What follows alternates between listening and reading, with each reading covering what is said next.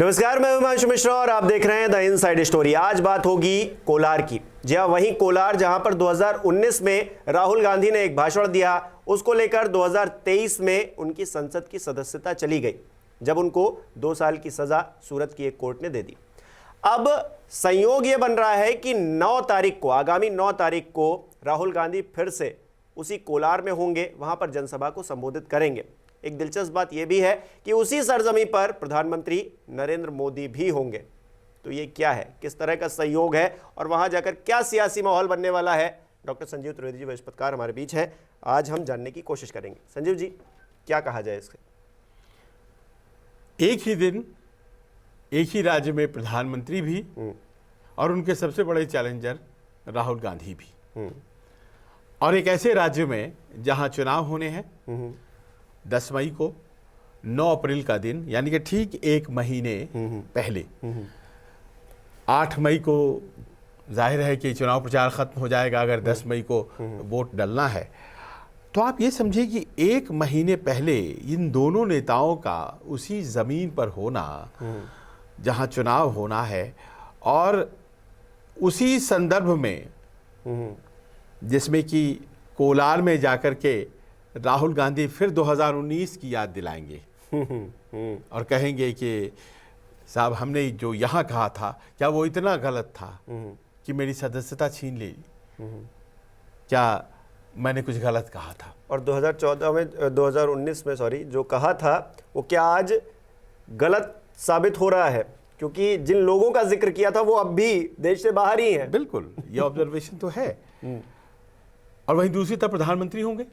प्रधानमंत्री भी उसी कर्नाटक की सरजमी पर होंगे, और वो मैसूर रीजन में बांदीपुर नेशनल पार्क, जो टाइगर रिजर्व है, उसकी 50वीं सालगिरह पूरे होने के उपलक्ष्य में वहां कार्यक्रम में शिरकत करने के लिए जाएंगे, और उसके बाद उनका राजनीतिक कार्यक्रम होगा।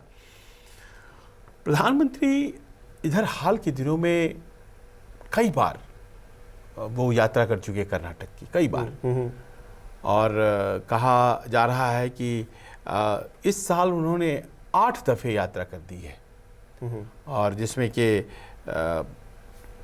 कोई कार्यक्रम, कभी कोई कार्यक्रम, लेकिन कर्नाटक लगातार वो जा रहे हैं। अभी दावनगेरे गए थे, जहां वो एक व्यक्ति घुस आया था, सुरक्षा घेरा का मसला था। तो इस तरह से वो लगातार जा रहे हैं, और उन्हें ये लग रहा है कि वहाँ जाने की ज़रूरत है। उसके पहले शिमोगा गए थे। शिमोगा में उन्होंने वो शॉल वॉल, आपको याद होगा कैसे येदियुरप्पा का सम्मान किया गया था। और इस तरह से उनकी यात्राएं, अमित शाह और नड्डा जी की भी यात्राएं होती रही हैं, लेकिन प्रधानमंत्री भी लगातार जा रहे हैं।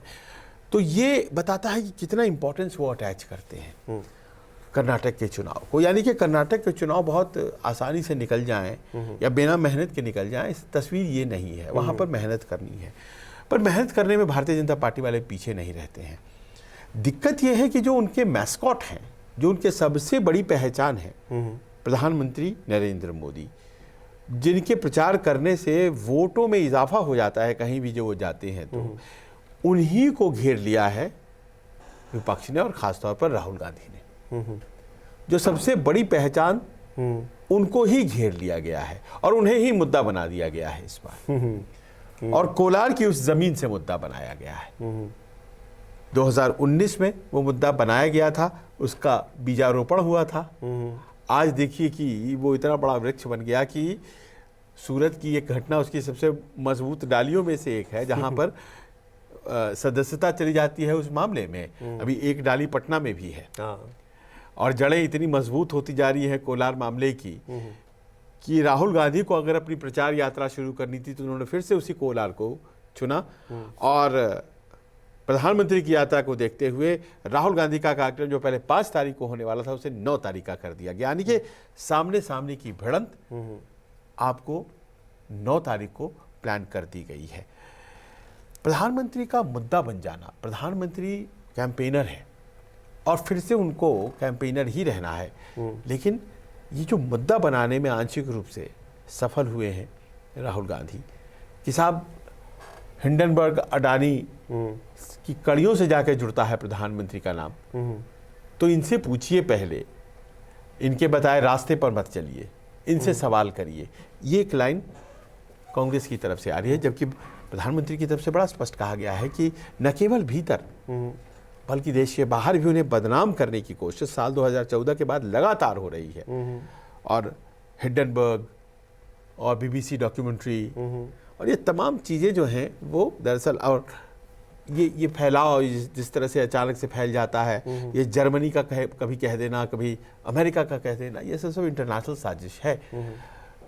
और देखिए कि ये सारी बातें कही जाएंगी, ये सारी बातें कही जाएंगी, और कर्नाटक का मुद्दा जो है वो एक कह रहे हैं ना, जैसे कि बड़ी फिल्म आई थी कोलार गोल्डफील्ड, केजीएफ, तो वो केजीएफ की तरह इस बार का चुनाव वहाँ हो गया है, और इसमें बड़े बड़े लोग आपस में टकरा रहे हैं, और राष्ट्रीय मुद्दे जो हैं वो कर्नाटक चुनाव के मुद्दे बनते चले जा रहे हैं। अगर ये केजीएफ है तो हीरो कौन नजर आ रहा है इसमें आपको? क्योंकि देखिए, अभी तक ये होता था कि प्रधानमंत्री नरेंद्र मोदी, हमने जो देखा है कि वो खुद ही मुद्दा बन जाया करते थे, और चुनाव में उस चीज़ का फ़ायदा भी मिलता था कि हमको देखिए विपक्ष इस तरह से कहता है, हम ये हैं। और इस मामले को लेकर भी ये कहा गया कि एक ओबीसी को इस तरह से कहा गया और उनके सरनेम को लेकर टिप्पणी की गई, तमाम बातों का जिक्र किया गया। लेकिन इस बार हम देख रहे हैं राहुल गांधी भी एक मुद्दा बनते हुए नज़र आ रहा है अपने आप में। उनकी एक पूरी भारत जोड़ो यात्रा से देखिए, वो खुद अपने आप में इतने चर्चाओं में है, जैसा कि प्रधानमंत्री नरेंद्र मोदी होते हैं वैसे वो भी चर्चाओं में। नहीं तो अक्सर ये कहा जाता था कि राहुल गांधी भाषण दिया, उन्होंने बहुत जोश दिखाया और फिर वो गायब हो गए। इस बार ऐसा हो नहीं रहा, राहुल गांधी लगातार चर्चाओं में बने हुए हैं। देखिए, इस बार जो है डबल्स का मैच है कर्नाटक। कैसे वो ये, तो वो ऐसे कि एक तो स्थानीय नेता एक दूसरे से टकराएंगे। एक तरफ डीके शिव कुमार सिद्धरामैया, अभी उनकी आपसे लड़ाई छोड़ दीजिए आप, हाँ। तो एक तरफ डीके शिव कुमार और सिद्धरामैया, दूसरी तरफ येदियुरप्पा और बोम्माई, इनकी भी आपसी लड़ाई छोड़ दीजिए कि कौन बनेगा मुख्यमंत्री, बोम्माई साहब रहेंगे या फिर येदियुरप्पा के किसी व्यक्ति को बनाया जाएगा। बोम्माई, क्योंकि इस बार तो चेहरा नहीं दिया जाएगा बीजेपी के द्वारा, ये तय कर दिया गया है। लेकिन इन दोनों की आपसी लड़ाई छोड़ दीजिए तो एक आमने सामने की लड़ाई है, दो लोग इधर हैं, दो लोग इस तरफ हैं, और उसी के साथ दो और लोग हैं, एक तरफ प्रधानमंत्री मोदी, एक तरफ राहुल गांधी। तो ये जो है वो तो स्थानीय मुद्दे जैसा कि लिंगायत और तमाम उन चीजों के लिए, उन वोट्स के लिए लड़ेंगे, और बाकी चीजें हैं, और ये अपनी एक अलग लड़ाई हो रही है, और ये एक अलग लड़ाई है, ये आपस की लड़ाई ये भी है। तो मैं मान के चल रहा हूँ कि ये डबल्स का मैच है। इसमें चार प्रतिद्वंदी जैसे होते हैं, तो चार सेट ऑफ प्रतिद्वंदी हैं और लड़ा जा रहा है।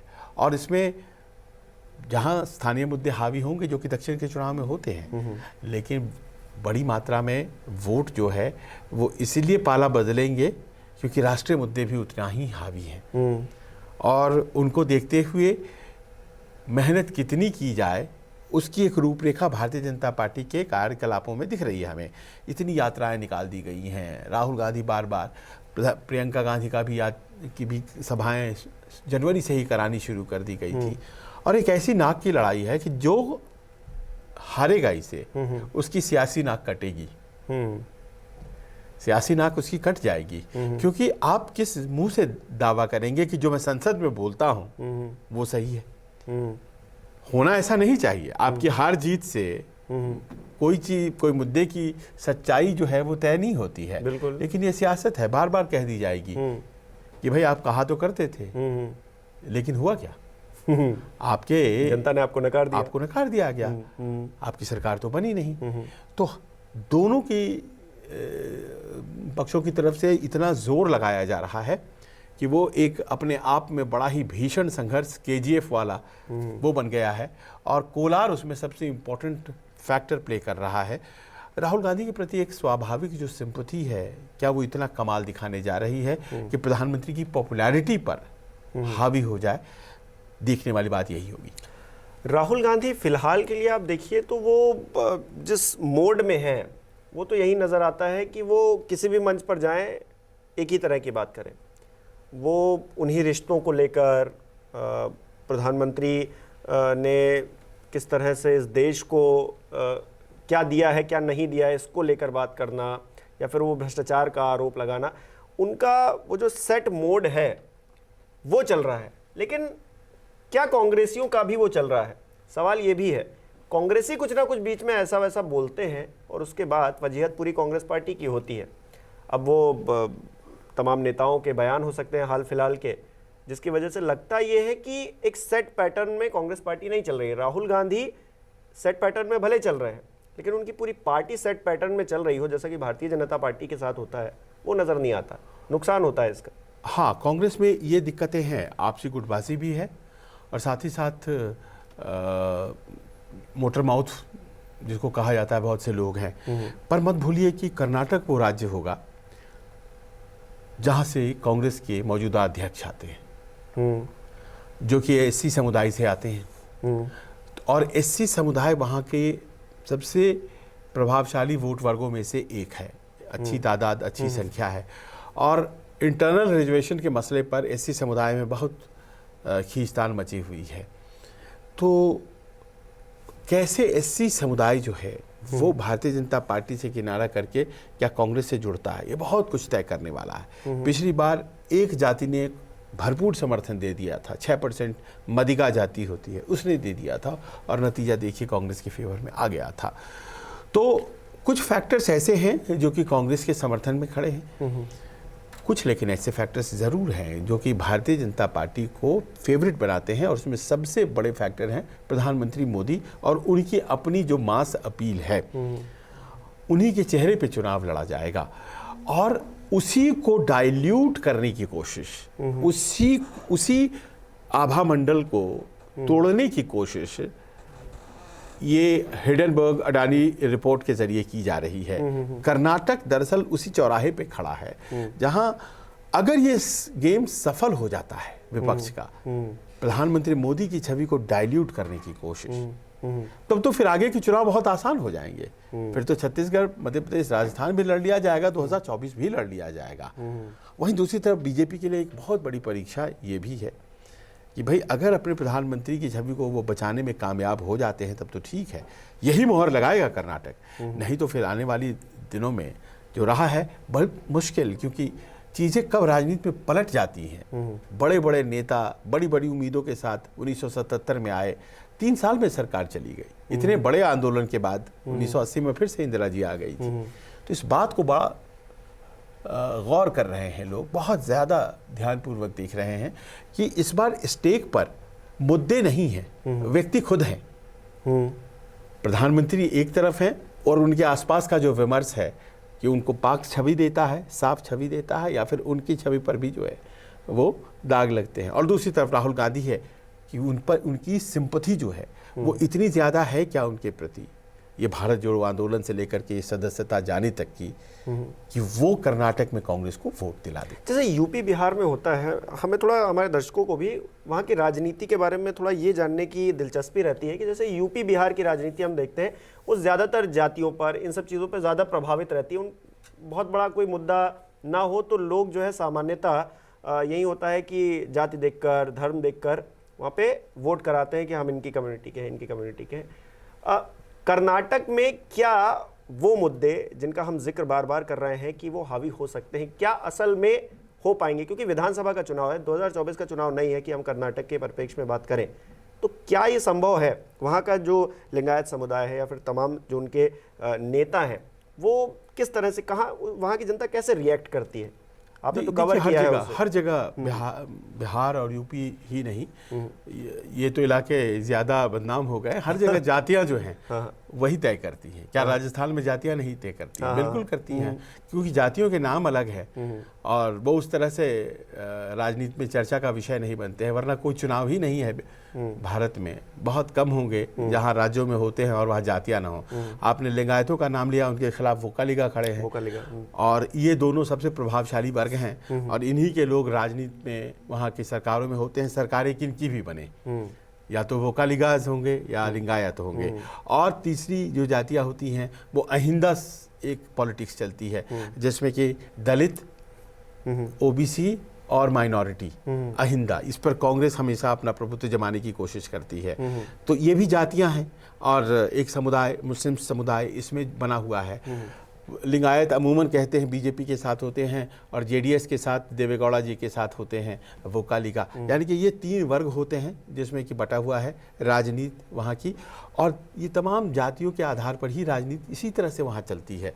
वहाँ पर भावनात्मक इश्यूज राहुल गांधी का, प्रधानमंत्री का बहुत ज़्यादा असर मुझे करता नहीं दिखता है। हाँ, इस मामले में ज़रूर थोड़ा मुझे लगता है कि असर होगा, क्योंकि ये इतने बड़े लोग हैं, ये कोई सामान्य लोग नहीं है, ये देश के सबसे शीर्ष नेताओं में से एक हैं। प्रधानमंत्री की बात हो या राहुल गांधी की बात हो, कि इनके साथ घटित घटनाओं का यहाँ व्यापक असर हुआ होगा, और वहाँ से तस्वीर चुनाव में कैसे बनती है इस बहस की, और फिर यहाँ से मामला कैसे जाता है लोकसभा चुनाव तक, ऐसे में जबकि राहुल गांधी ने भारत जोड़ो यात्रा भी उस क्षेत्र में किया है, जबकि बार बार जा रहे हैं प्रधानमंत्री। ये सारी बातें तय करती हैं कि स्थानीय मुद्दे और जातीय मुद्दे रहेंगे, लेकिन राहुल गांधी प्रधानमंत्री जैसे एक ही दिन दोनों पहुंच रहे हैं, उसी प्रकार अगले 1 महीने दोनों के आसपास डिबेट होती रहेगी।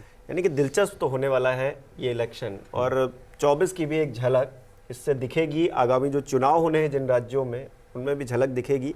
तो दिलचस्प तो होगा जब राहुल गांधी भी उसी सरजमी पर होंगे, प्रधानमंत्री नरेंद्र मोदी भी उसी सरजमी पर होंगे, और शाम को हम आपसे उसी को लेकर बात करेंगे। लेकिन अभी आप कमेंट करके बताइए कि आपको क्या लग रहा है, प्रधानमंत्री नरेंद्र मोदी का और राहुल गांधी का आमने सामने आना एक ही दिन पर, जो कार्यक्रम तय किए गए हैं वहाँ पर क्या कुछ दिलचस्प होने वाला है? बताइए कमेंट करके। बहुत बहुत शुक्रिया।